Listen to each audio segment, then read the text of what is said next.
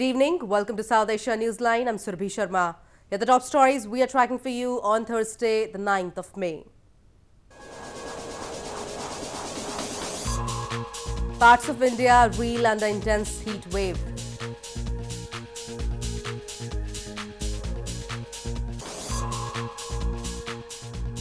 Death toll rises to at least 11 in suicide bombing in Pakistan's Lahore.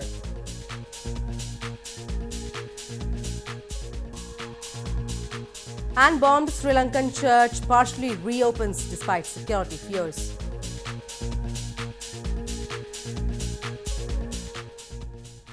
And now for all the details. Parts of northern and western India reeled under an intense heat wave on Thursday, with the mercury breaching the 40-degree mark. Residents resorted to various measures, including gulping traditional coolants and even taking dip in water bodies to beat the sweltering heat. Parts of northern and western India reeled under an intense heat wave on Thursday, with the mercury breaching the 40-degree mark. In Lucknow city of India's northern Uttar Pradesh province, people even resorted to bathing in water bodies to cool themselves. The harsh wind and heat wave condition has made the life more miserable. Meanwhile, drink stalls did brisk business as people sipped on liquids like juice and traditional coolants to keep themselves hydrated. इस समय लखनऊ में तो गर्मी बहुत ज़्यादा पड़ रही है।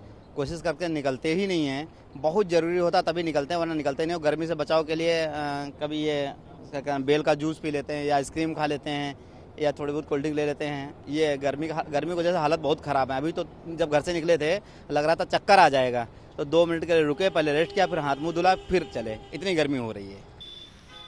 Similar scenes were witnessed in Ahmedabad city of India's western Gujarat province, where commuters wrapped scarves around their heads and faces as they stepped out amid the scorching heat. Residents chose popular summer drink, chas, a yogurt-based drink, to escape the summer heat and feel energized. ये मिलना बोलो तो एक जान में जान आने के बराबर है। छाछ से गर्मी के सीजन में इतनी फायदे कारक है कि शरीर को स्टेमिना देती है। While May and June are India's hottest months, with temperatures regularly pushing above 40 degrees Celsius, meteorologists say the number of days when temperatures approach 45 Celsius that has increased in the last 15 years. In news from Pakistan, death toll rose to at least 11 on Thursday in a suicide bomb blast outside a major Sufi shrine in Pakistan's Lahore city on Wednesday. The attack was claimed by the Hizbul Ahrar, a splinter group of the Pakistani Taliban.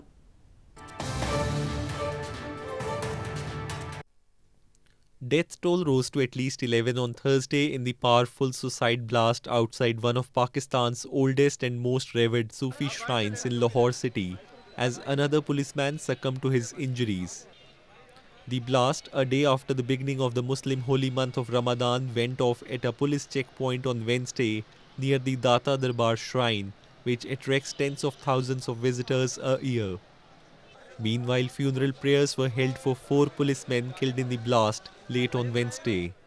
The prayers were attended by top civil and police officials of the Punjab province, of which Lahore is the capital.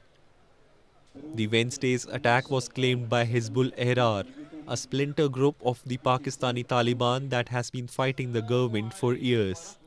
In 2010, 2 suicide bombers had struck the Data Darbar shrine, killing at least 42 people and wounding 175 in an attack officials said was carried out by the Pakistani Taliban. In news from Afghanistan, at least 9 persons were killed when Taliban militants invaded the compound of an international aid group in Afghan capital Kabul on Wednesday. All the 5 attackers were gunned down during counter-operations conducted by Afghan police forces that lasted nearly 6 hours.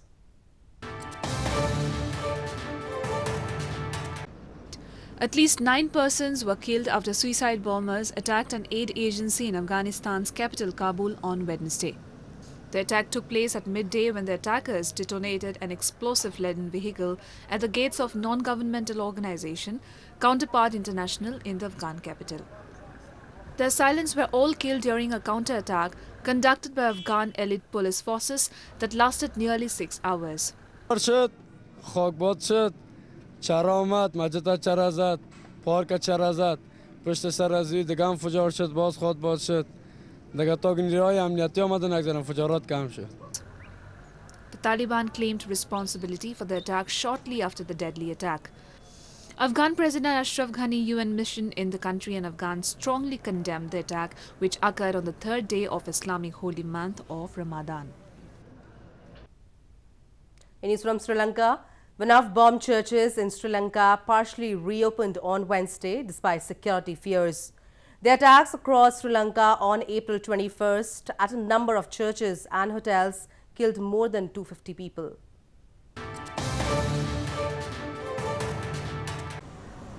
Sri Lanka's St. Anthony's Church, one of the targets of the deadly Easter Sunday bombings, reopened a small shrine room on Wednesday despite continued security fears, allowing devotees to return for prayers. Construction on the church in Colombo is still in progress, and any whispered words of prayer were drowned out by drilling and banging. But devotees were pleased they were able to return.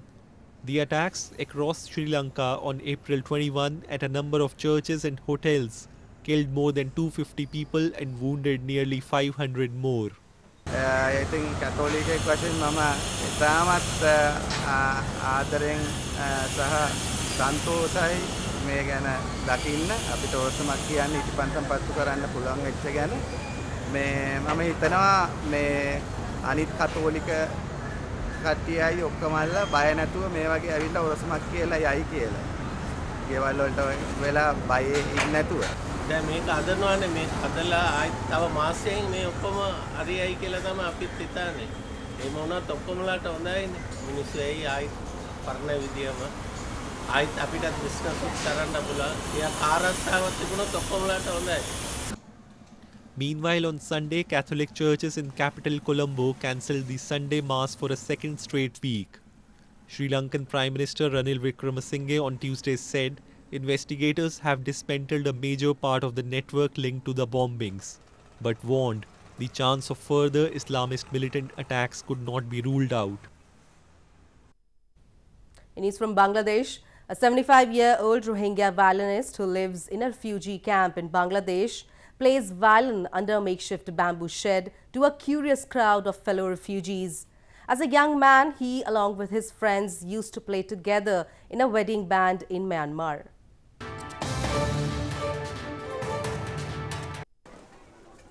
A 75-year-old Rohingya violinist, Amir Ali, who lives in a refugee camp in Bangladesh, plays violin under a makeshift bamboo shed to a curious crowd of fellow refugees. Ali, who learned to play violin as a child, had forging its makeshift copy out of bamboo. Later, he bought his own in Bangladesh.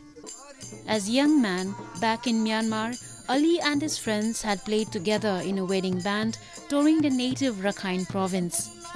It had been a long time since the band's last wedding when, in August 2017, soldiers arrived in their quiet village and burnt it to the ground.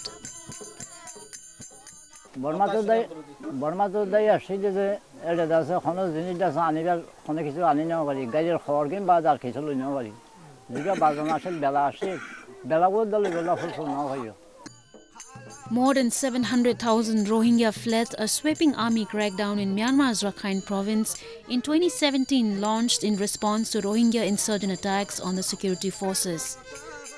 Though Myanmar says it is ready to welcome back the refugees, but the region from where they fled is still marked by ethnic tensions and violence, and the UN has said that conditions are not right for them to return. People in India's northeastern Siliguri city celebrated the 159th birth anniversary of Nobel laureate Rabindranath Tagore on Thursday by organizing a grand cultural event. Tagore was a renowned poet and a philosopher who won the Nobel Prize in Literature.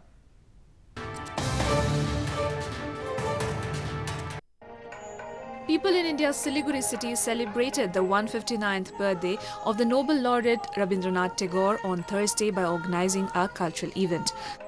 The day was marked by offering garlands to Tagore's statue and later performing dance on his written and composed music known as Rabindra Sangeet or Tagore songs. Basundhara, a nature lover and socio-cultural organization in Siliguri, organized the event with the aim to refresh memories of Tagore and involve people with it. বাঙালির কাছে এই দিনটি একটি সত্যিকারেরই বিগত বহু বছর ধরে একটা বিশেষ পালনীয় দিন এই কারণেই রবীন্দ্র চেতনা, রবীন্দ্র সৃষ্টি, রবীন্দ্র যা কিছু নাচ গান আবৃত্তি এবং প্রবন্ধ এই সমস্ত চর্চার মধ্যে দিয়ে আমরা এই দিনটাকে উদযাপন করি। Tagore was a poet, novelist, story writer and a philosopher. He won the Nobel Prize in Literature. During his lifetime, Tagore celebrated his birthday on the Pochish Boishakh, the 25th day of Baisakh, which is the first month in the Bengali calendar. The corresponding date on the Western calendar is either May 7th, 8th or 9th. Hundreds of women on Wednesday, dressed in colourful attires, showcased a dance performance in India's northern hill town of Kullu to raise awareness among the people to cast their votes in the ongoing general election. They also took a pledge to cast their vote in the election that would be held in the final phase in their province on May 19th.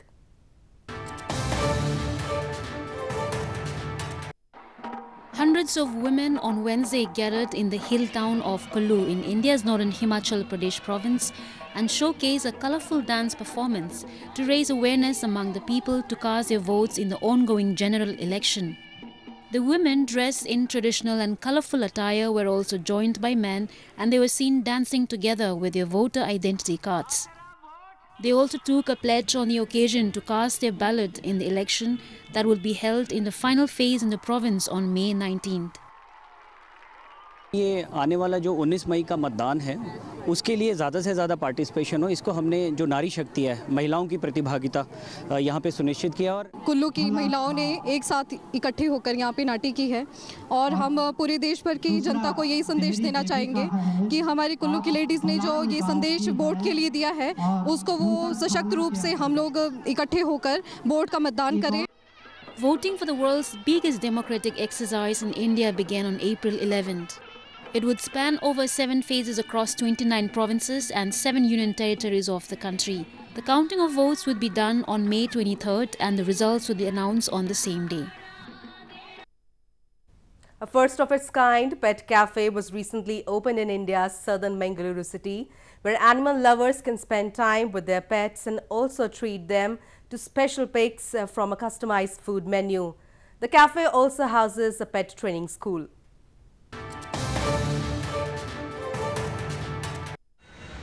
A first of its kind pet cafe was recently opened in Bengaluru city of India's southern Karnataka province, where animal lovers can spend time frolicking with their pets and also treat them to special picks from a customized food menu. The cafe named Canine Restro was launched for enthusiastic canine lovers and provides spa and grooming facility and special raw diet menu for the pets.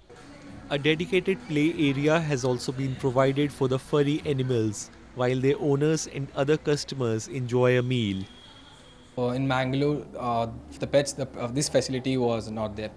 So what we have done is, what we have planned is on this restaurant, we'll have a A to Z facility for the pets too.